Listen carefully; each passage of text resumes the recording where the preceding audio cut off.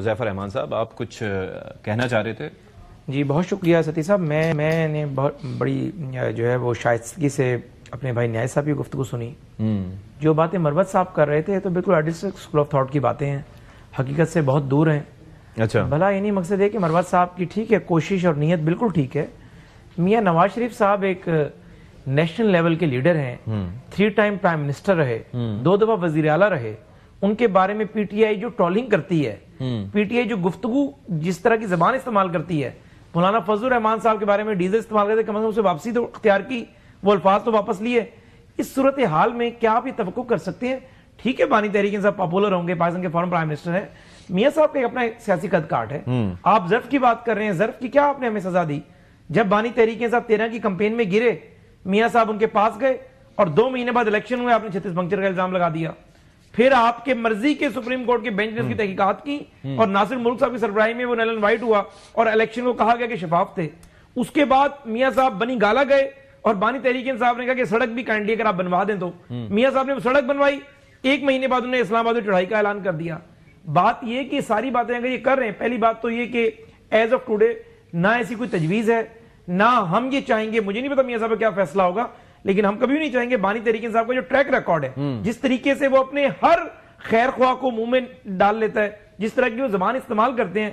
میاں صاحب یا تو بانی تحریک انصاف کی طرف سے کوئی سٹیٹمنٹ اس قسم کا آئے، ان کی جماعت کی طرف سے میاں صاحب کے متعلق میاں صاحب کے بارے میں جو زبان استعمال کی گئی ہے ان کے لوگ، آج بھی میرے ساتھ شفیع اللہ جان صاحب تھے، وہ جو زبان استعمال کر رہے تھے، کیا آپ نے جس سے سالسی کروانی ہوتی ہے یا جس کا آپ یہ قد کاٹ دیکھ رہے ہوتے ہیں اس کے بارے میں آپ اس طرح کی زبان استعمال کرتے ہیں. اور ایک میں بات آپ کو آخری بتا دوں، دیکھیں جو بار بار بات کی جا رہی ہے، میں پھر یہ کہہ رہا ہوں کہ آپ نے مذاکرات کی بات کی، آپ پرموٹ کر رہے ہیں اس کو، مروت صاحب پرموٹ کر رہے ہیں، میں نے اس کو انڈورس کیا، لیکن تکلیف ہوئی نیازی صاحب جیسے لوگ اس طرح بات کرتے ہیں.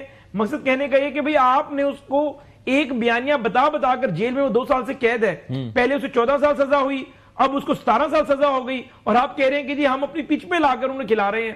یہ مجھے ابھی شفیع اللہ جان کسی پروگرام میں کہہ رہے تھے. وہ بھئی بات یہ ہے کہ حقیقت پسندی پہ رہنا سیکھیں.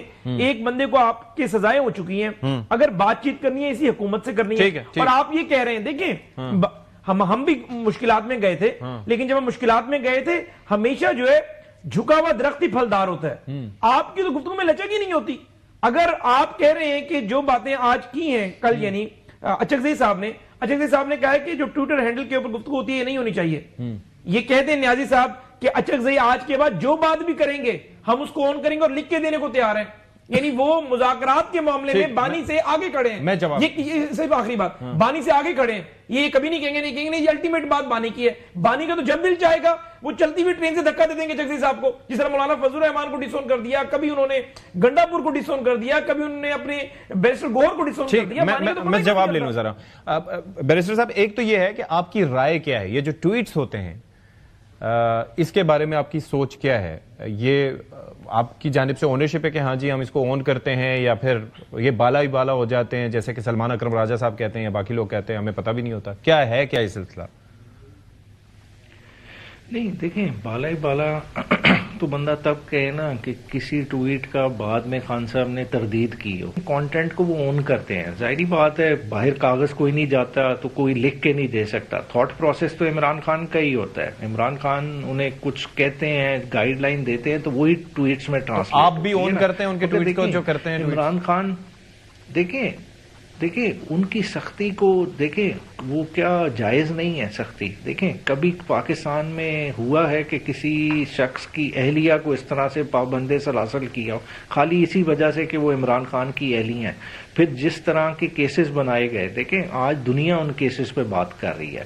یہ جو کیس ابھی توشہ خانہ 2 ہے، اس کے بارے میں آپ کی رائے کیا ہے؟ وہ بھی کہہ رہے ہیں کہ خان صاحب بڑے غصہ ہو رہے تھے جب ان کا فیصلہ سنایا گیا. کیا یہ کیس غلط بنے؟ مثال کے طور پر اگر ایک تحفہ ملا 2021 کے ان کے دورے کے اندر جس کی مالیت جو ہے وہ 8 کروڑ پہ بنتی ہے، آپ نے وہ جو گواہ تھے وہ کہہ رہے ہیں کہ جی انہیں انعام اللہ صاحب نے کہا جو ان کے پرسنل سیکرٹری تھے کہ جی آپ نے اس کی ویلیو کم لگانی ہے، تو 50 لاکھ کی ویلیو لگا کے 29 لاکھ روپے اس کے پے کیے گئے.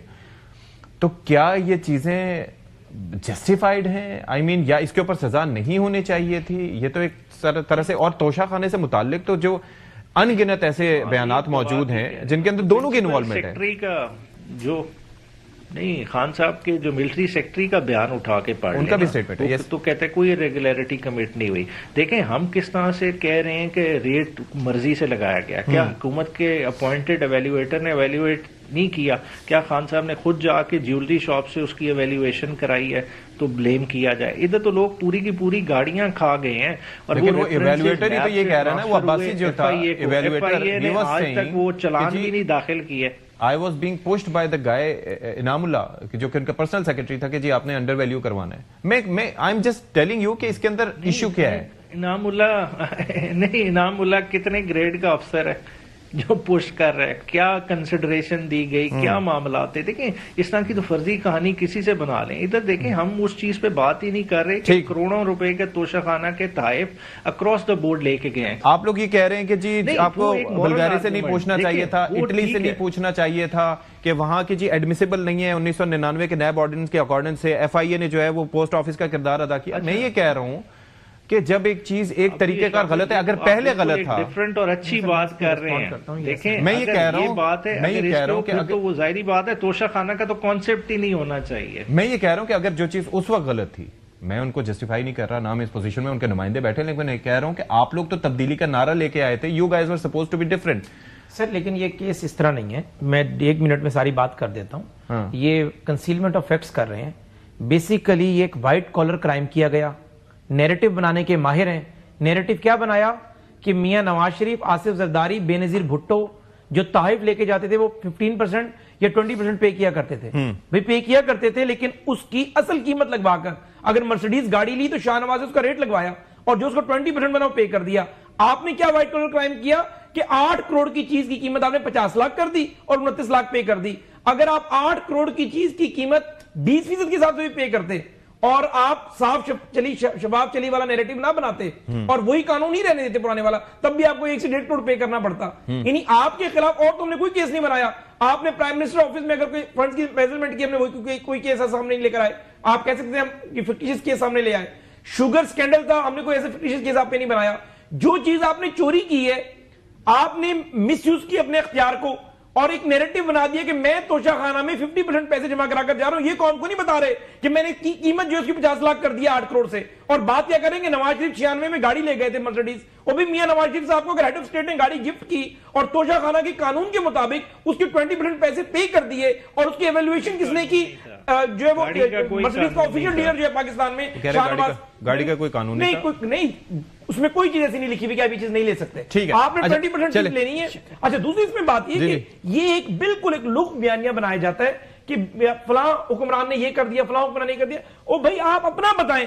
آپ نے بڑی پیاری بات کی ہے کہ کیا ایک بندہ یہ کہہ سکتا ہے کہ فلاں بندے نے مرڈر کیا اور اس کو سزائے موت نہیں تو مجھے بھی سزائے موت نہ دے. اگر آپ اپنا پکڑا گئے اپنا جرم نہیں بتا رہے، اس کو فوراً شفٹ کر رہے ہیں دوسرے کے اوپر. شیر افضل مربت صاحب مجھے یہ ذرا سمجھائیے گا کہ اس وقت ایک جانب کوٹ لکھپت جیل کے اسیران ہیں، دوسری جانب آپ سوشل میڈیا کے حوالے سے اکثر بات کرتے ہیں کہ وہ کسی کے قابو میں نہیں ہے.